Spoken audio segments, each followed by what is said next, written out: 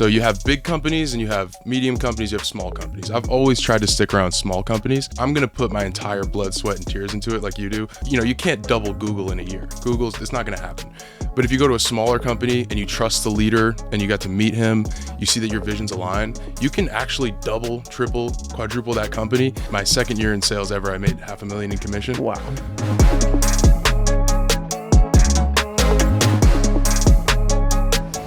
Ladies and gentlemen, welcome to the Money Mondays. We are here inside the RV motorhome parked at the wild jungle. There's over 209 animals right outside. You might even hear some of them because they're right behind where we're sitting right now with our guest, Sean Holmander. So as you guys know, we cover three core topics: how to make money, how to invest money, how to give it away to charity.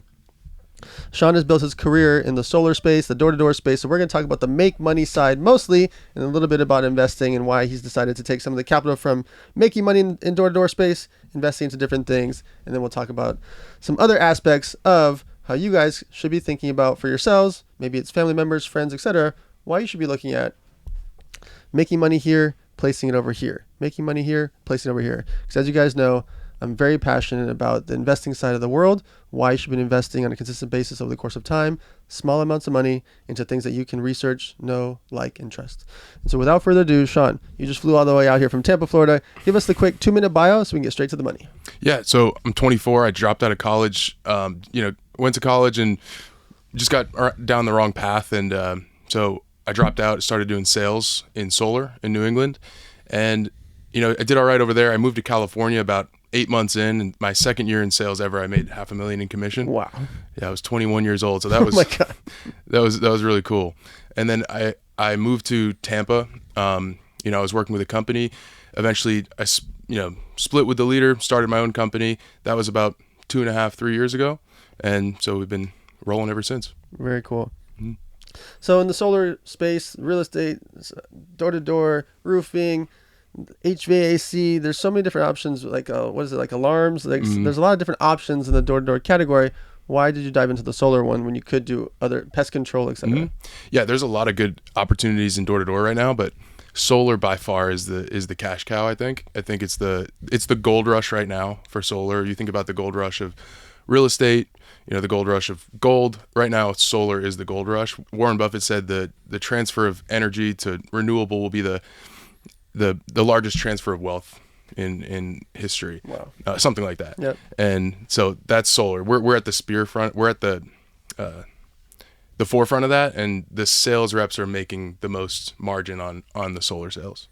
Oh, so you're saying the company doesn't even make as much as the reps themselves? So no. You go out there and sell at the door, and you go get a client, you make more than the actual parent company. Oh yeah, definitely. So that's the cool thing about solar is that the sales rep gets the lion's share. And that's why I was able to do it. I did at 21, and that's why I'll be in solar until they make me get out of it. Yeah. All right. So someone's 21, 22, 23 years old. They're out there living in Salt Lake City, Alabama, wherever they're at. And they're deciding, okay, I'm ready. I'm going to roll my sleeves up. I'm going to go door to door. How can they decide which company to go with? How do they figure out which one to trust to dive in with them? Yeah, it's a good question. Just like they're going to interview you, make sure you interview them. Definitely take a look at the leader. So you have big companies and you have medium companies, you have small companies. I've always tried to stick around small companies because to me, and I might be different than someone else, but I'm going to put my entire blood, sweat, and tears into it like you do with your projects. So if I'm going to do that, if I join a company like, you can't double Google in a year. It's not going to happen. But if you go to a smaller company and you trust the leader and you got to meet him, you see that your visions align, you can actually double, triple, quadruple that company. And so that's what I always looked for, was smaller companies rather than bigger ones. And the biggest thing is the leadership. So if you find that, they align with you, I'm talking, management, CEO, you should be able to meet with all of them. And if you align with them, then that's probably your go-to. All right. So you're 21 years old. You're going to your first few doors and they say no, or they don't even open the door. How do you fight through it to keep going door to door and then eventually getting that next sale, the next sale, the next sale? Yeah, so I couldn't even get an appointment at first. So when I first started, I was terrible. I couldn't get an appointment, and I finally got an appointment like 2 weeks in, and it fell through. I came to the door, they're like, yeah, we don't want it anymore. I was like, dang. But the biggest thing for me, I think it's gonna be different for everyone, but for me, it was competition. So I started at the same time with my friend. We'd grown up together, wrestled together in high school, all that. and I just couldn't let him beat me. So it didn't matter. I wasn't even thinking about the money. I was poor, I was broke as heck, but I need to beat this guy. And so that was for me. But whatever your motivation is, if you like really want to retire your mom, then that's what you need to cling on to. But my motivation in the very beginning was just competition. So you're in these appointments and you're explaining to the owner of this home why they need it. What is the general concept why it's the gold rush? Like, why does a homeowner need to be switching over to solar? Yeah, it's a good question. So right now, the reason it's a gold rush is a big part of that is the federal government is kicking in 30% of the entire system cost. So that's kind of crazy. That's a third off coupon on a $50,000, average contract.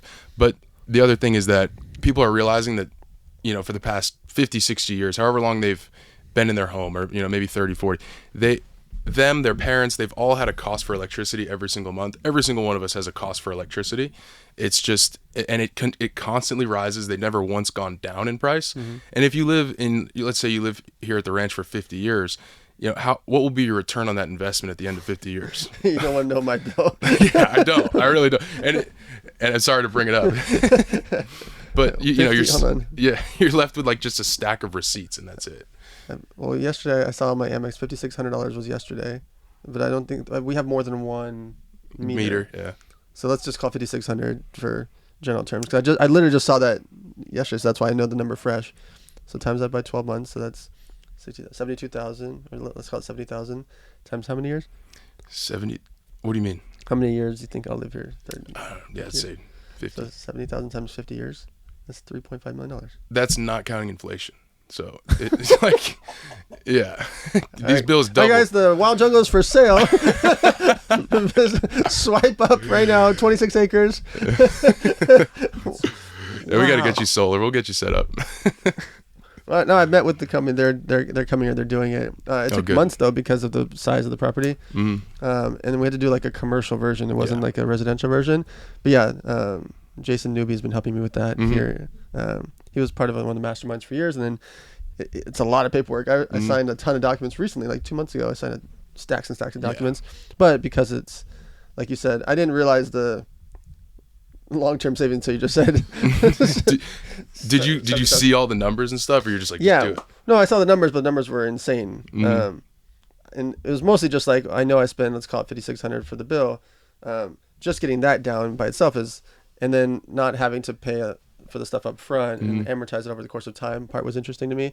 But ultimately, like, just the sheer notion of like getting this place on solar to me is important because of what we are. We're an animal sanctuary. Yeah. Right. And so I just wanted to have that part from the, I don't want to say altruistic perspective, but just like from my part of society perspective, I just want that for the property.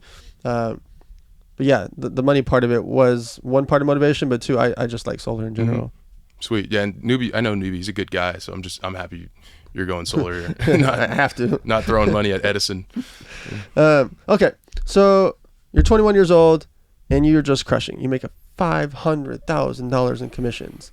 How the heck do you not just go like, I'm going to go buy 2 Teslas. I'm going to buy 4 watches. I'm going to go to the nightclub every night. Like, how do you avoid the thing that a lot of kids could do when they start making 6 figures? Yeah, it's a good question. I think if that was my mentality, I would have never made $500,000 in the first place and then there was no like end point. It's just like, okay, keep going. What's the next goal? What's the next goal? So I've been lucky to just, be very ambitious and just what's the next thing? What's the next thing? I've never left the country. I don't really spend money crazily.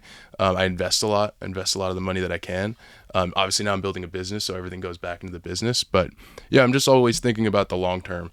So I think if you just have that long term approach of like, okay, I can have a lot of fun now while I'm 23, 24, that'd be cool. But what if I save that until I'm 30, 35 and I can do whatever the heck I want? Yeah. So what kind of discussion do you have with the kids working for you that are 21 years old and they do make 140 grand? You're like, hey, like, bro, relax. Like, don't go buy 3 cars. Yeah, it's not really a discussion. They're going to just go do it. If that's who they are. I tell them to invest, though. Actually, we do a pretty good job of getting the guys on the same page of investing. It's kind of like one of our core values of, look, you don't want to just I know a lot of people that have also killed it in sales. They made a lot of money and they just threw it all away, like you said. And it's like, now that whole year, I watched you grind that whole year to make that money. It's like it didn't even happen. Right. You bought a car that's going to depreciate. You bought a Rolex. That's more unfortunate to me than being boring or not spending that money. Okay, so now let's say you've been making money and it's time to decide. There's so many different investment opportunities. Real estate, stock market, crypto, angel investing. There's so many different things, and you're in your 20s. How do you decide or research or figure out what the heck you want to invest some money into? Yeah, that's a good question. I have a pretty strong opinion about that. I don't believe in. I love real estate, and I just don't. I own I invest in real estate. I just don't own it, because I think if you have a business like I do, and some people are going to be different, but I know I can make a high income in my current business or job, then I don't want to buy a house that's going to take my eyes off of that prize at all. I'm going to let people like you, like people from Avengers that know what the heck they're doing. This is what they are, professionals. I'll never be as good as them unless I switch my entire career to real estate and investing. So I may as well just give the money to them and let them take care of it and have it be passive, because I can make my income in solar, and then they're professionals at what they do. So they'll do a better job than I would have, and I can make more money by just focusing on my main business. So what Sean is talking about is the dummy tax. So let's say Sean and I decided, you know what, let's band together and we're going to go invest into fixing and flipping a house. Well, Cole Hatter or Clever Investor or Pace Morby, well, they've done it thousands of times. So the dummy tax would be is Sean and I decide, you know what, we're both doing good in our business. We can fix and flip a house. Well, theoretically we can, except let's take a $500,000 house. Sean and I are going to have to put up 20%, $100,000 for that $500,000 house. In theory, obviously there's different amounts, but let's just call it 20%, $100K, $500,000 property. We need another $60,000 or so that we're going to put into this property to fix it up, right? The problem is when we go research general contractor San Diego, it's just going to pull up somebody's name and we're going to cold call someone like, hey, can you check out this property we just bought for $500K? He's like, yeah, maybe in 2 weeks I'll come by. Where Cole Hatter can be like, hey, John, how are the kids? I just bought this house. I need you there tonight. And the guy's going to show up, right? That general contractor is going to show up. We're going to be like, best upgrades house, San Diego on Google. And then we're going to look up like, oh yeah, we should get like a Ring security system, and we should add some planters here. We should definitely change the bathroom to do this. And we should get this new sink. Cole's got a checklist of things that he knows with his general contractor. They've done it 84 times in the last few months. They know all the vendors. They're getting it at wholesale. They're buying at cost. Sean and I are driving to Home Depot like doop-a-doo. Walking down the aisles, just filling up our grocery, our cart, our shopping cart full of stuff haphazardly, while Cole, his team is doing everything for him while he's sleeping, while he's hanging out with the kids. It's all happening for him. So the dummy tax is we're going to overpay for every little detail. The supplies, the general contractor, the time, the energy, the marketing of the house once it comes to market. Cole and their real estate team probably knows anything and everything about that whole county. We're like a real estate realtor, San Diego. Hey, can you help us?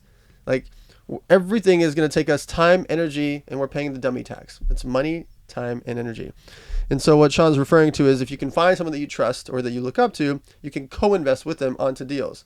Yes, they will take some type of fee. Could be 10%, could be 50%, could be 2%, 5%. It all depends on what the type of structure of the deal you're looking at is. However, it's cheaper than dummy tax. Because what if Sean and I get it wrong? And instead of spending 60 grand, we spend 104,000 and we just got it wrong. And we can't sell the place for 600,000. And so now all of a sudden we're losing money or breaking even. Where Cole, he spent 60 grand, sold it for 660, made 100,000 net, and he's on to the next property. Well, we haven't even finished the freaking paint yet because we were waiting for a supplier and we didn't realize we could have got it over here. Like, we didn't know. We were paying the dummy tax. And so what I like to do when Sean's referring to he likes to do is find people that you can trust. Find people that have done it a bunch of different times and co-invest with them. Can there be failure? Sure. But is it likely that Cole Hatter's 904th house is going to fail? Probably not, right? Like, can it? Yeah, sure, anything could happen. But his 904th versus our first, he's going to win, right? And so I'd rather give him a commission. And in this example, when I say Cole, by the way, the concept applies to someone in your city, in your county, or just someone that you look up to online that does this in a safe manner, make sure you research who the character is. And when we refer to fix and flipping, that could be Airbnbs, that could be Section 8, that could be lots of different investments. It's the general concept of someone that's done something a bunch of different times, has the experience and street credibility that they actually perform on it.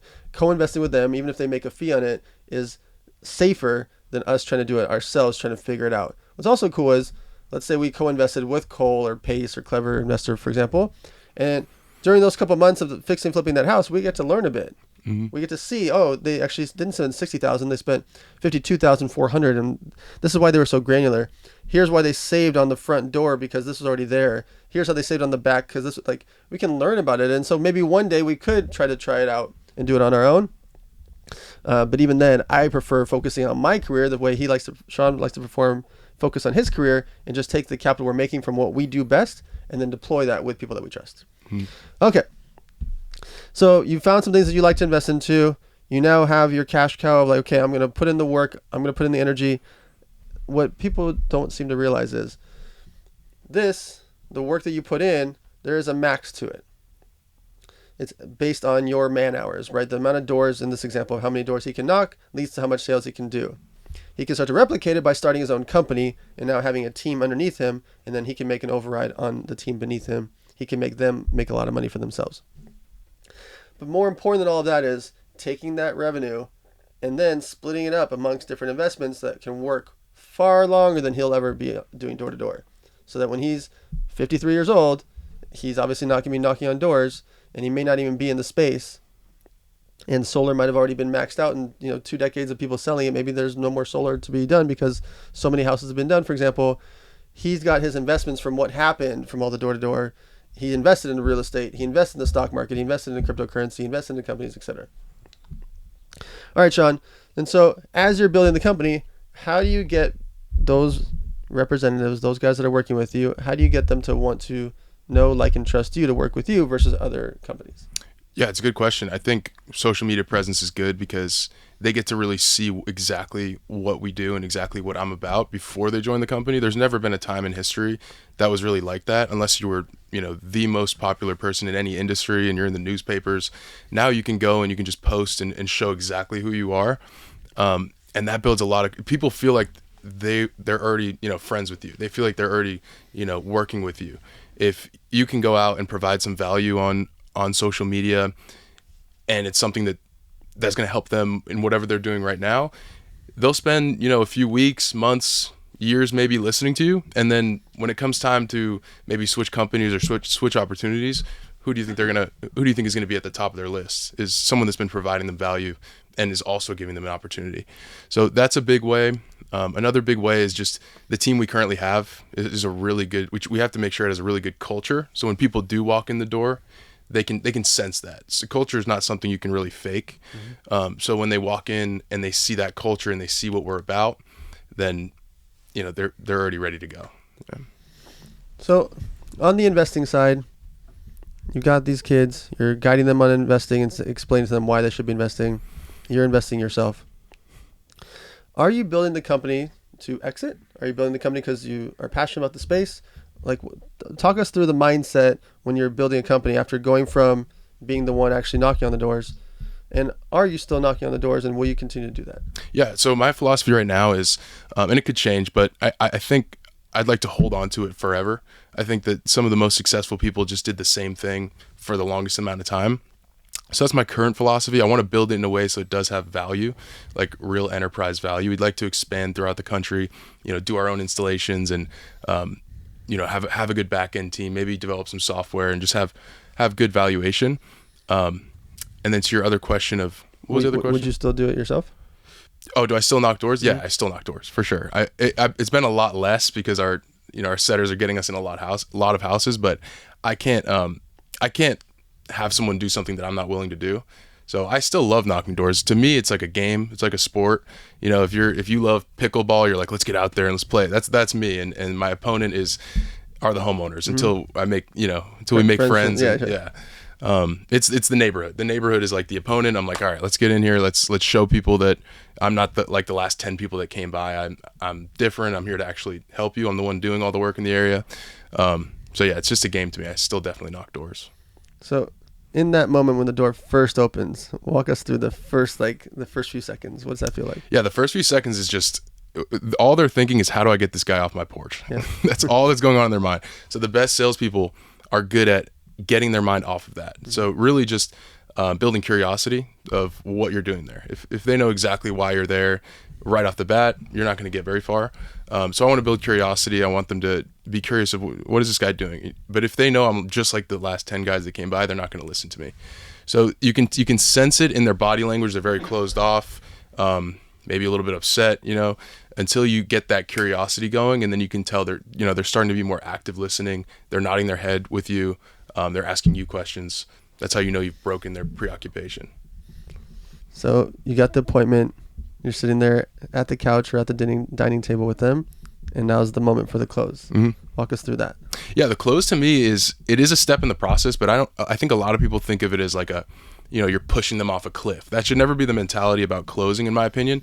It should be like you're walking them just through a straight line to a goal. I think a lot of people have the notion of like, okay, we walk through this straight line, now I got to push them off the cliff and close them. Well, you're probably not going to close a lot of people, because you're going to build anxiety in them if you're like, all right, so we ready to do this? Like that's not a good closing line. So to me, it's just another step in the process, just like breaking preoccupation, just like building rapport, just like asking discovery questions, all the basic sales steps. The close is just the next step in the process. So I think a lot of new people overthink the close, because everyone's like, oh, closers, coffee's for closers. That's the whole mentality about sales. But to me, it's just another step in the process. If you've done everything else right, the close isn't a big scary push off a cliff. It's just the next step in the process. All right, guys, who would you guys prefer first on the application? Okay, you, Dan. All right, what's your email? And then just go through it. So you're just walking them through. Mm-hmm. So you get the close, you get outside, high five, and now there's the follow through. Mm-hmm. Walk us through the follow through of like making sure that you guys do what you say. Of actually getting the project done. Mm-hmm. Yeah, so our installer handles that. Obviously you want to be partnered with a great installer. That's the biggest thing. Same thing with vetting what company you should go work for. You should vet the installer you're going to work for. So I'm big on, and same thing with the investing question.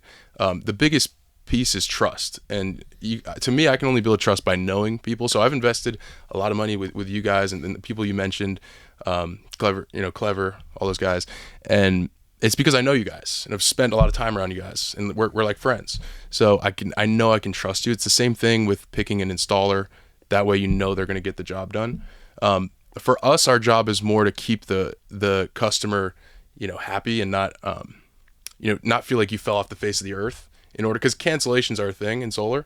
And the biggest thing is just really setting good expectations, making sure they have your contact info and not feel like, okay, this guy's just left. Mm-hmm. He got our social security number. What's going on here? You got to make sure like, hey, here's my number. Here's my number again. Here's my number again. Like, they have my contact info. And we're very busy, right? A good closer is going to be very busy. A lot of times we don't have time to just keep following up. So just setting really good expectations. Hey, like no news is good news. Most of this is just going to be permitting. We can't really force the county to move any faster. And if you set expectations properly like that, then they'll go straight to install. All right, so we talked about making money. We talked a bit about investing money. Let's talk about the charity side of things. Why do you think it's important for yourself or some of these kids that are making money so young, mm-hmm. so far in advance compared to most of society? Why should they be considering doing some type of charity work or donating some money to charity? Yeah, I think if you're ever in a bad mood, the best way to get out of it is just donate some money or do something in service of someone else. I think it's really important, and that's why I think dedicating, like we said earlier, instead of my 20s going to be for partying and cars and all Miami and all that cool stuff, it's like, no, let me build my little empire so that I can do stuff like that. Because you can't tell me that if you've ever donated money that you didn't feel better after doing that. Mm. Nobody's ever felt the same after donating money. You always feel great. So if you're not in the position to, though, that's where money can be really valuable. They say money doesn't buy happiness, and I think that maybe it doesn't, but it can.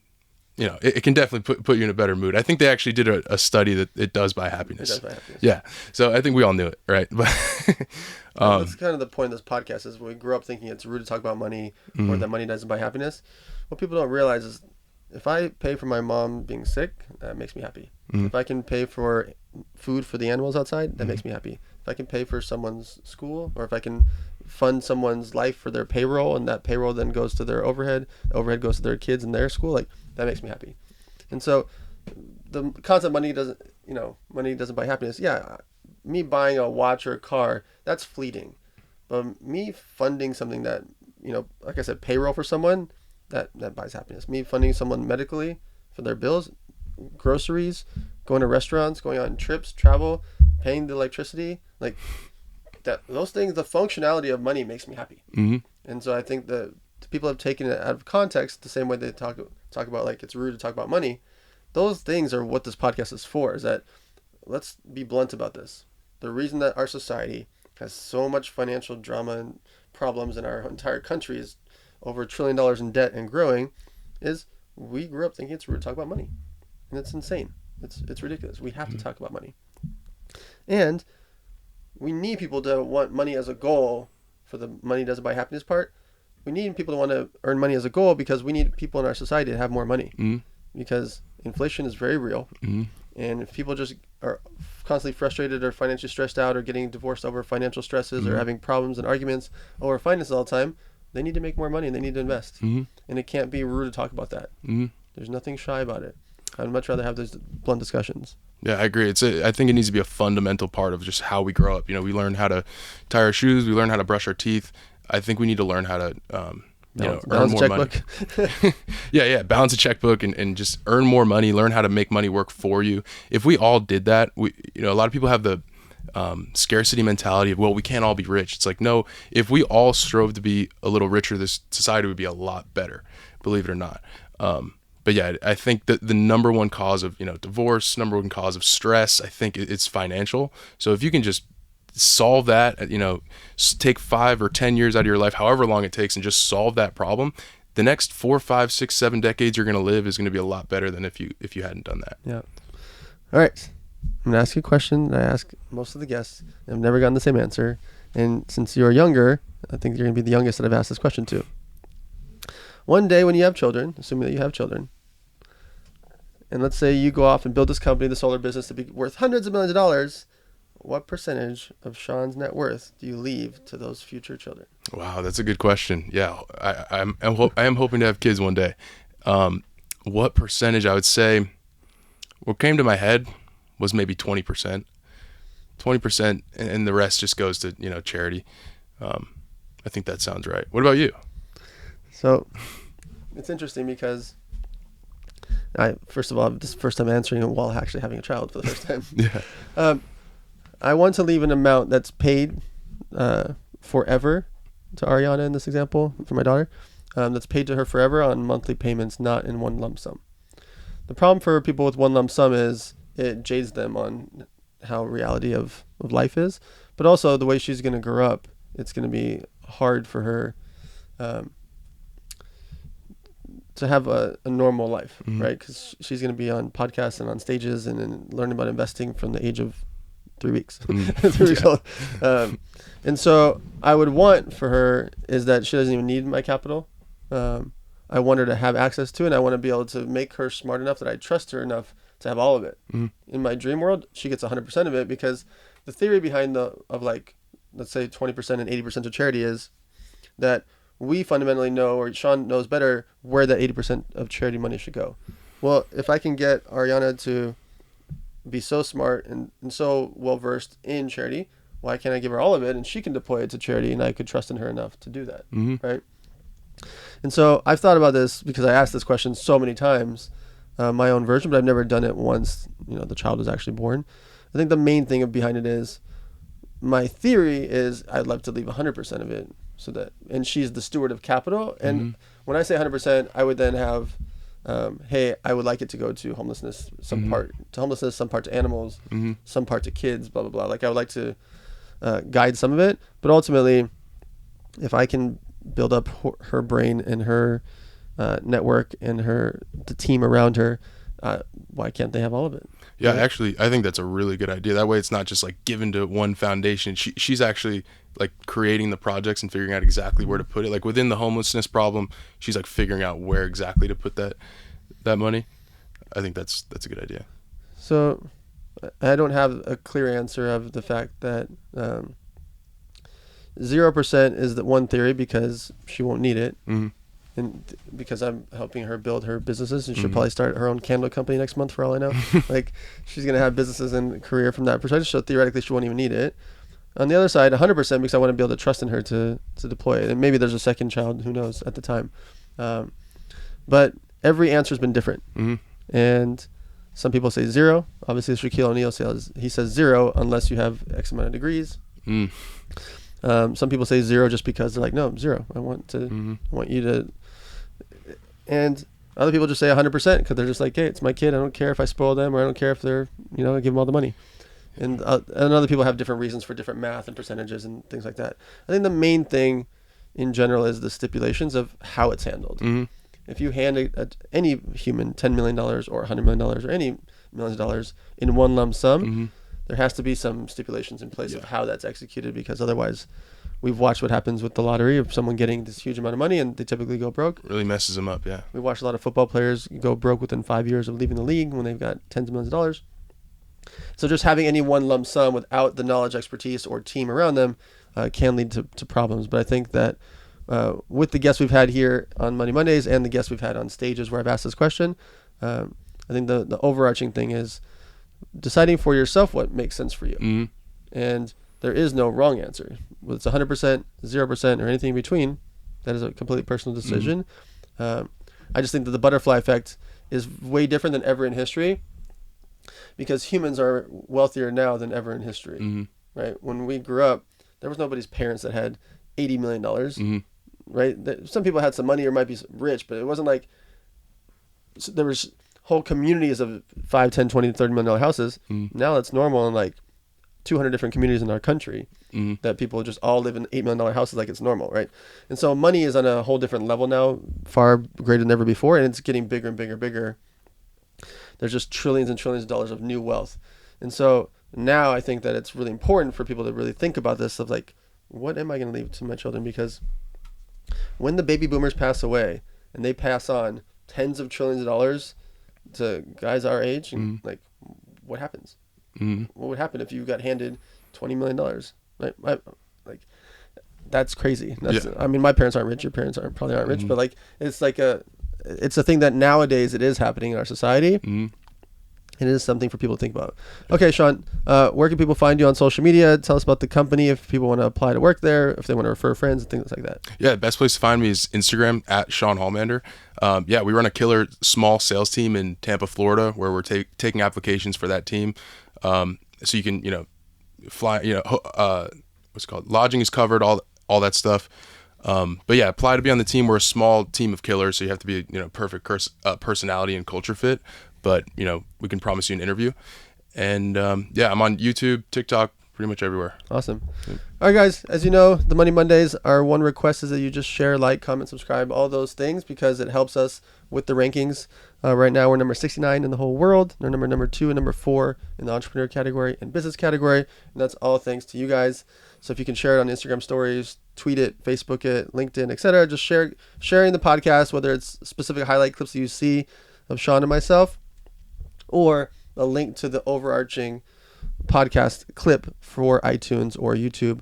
All of that helps, because it helps us with the rankings, and it helps get this message out there that we have to have discussion about money. You've got to talk with your friends, family, followers, coworkers about money so we can make our society stronger. Appreciate you guys. Check out Sean across social media, and we'll see you guys next Monday.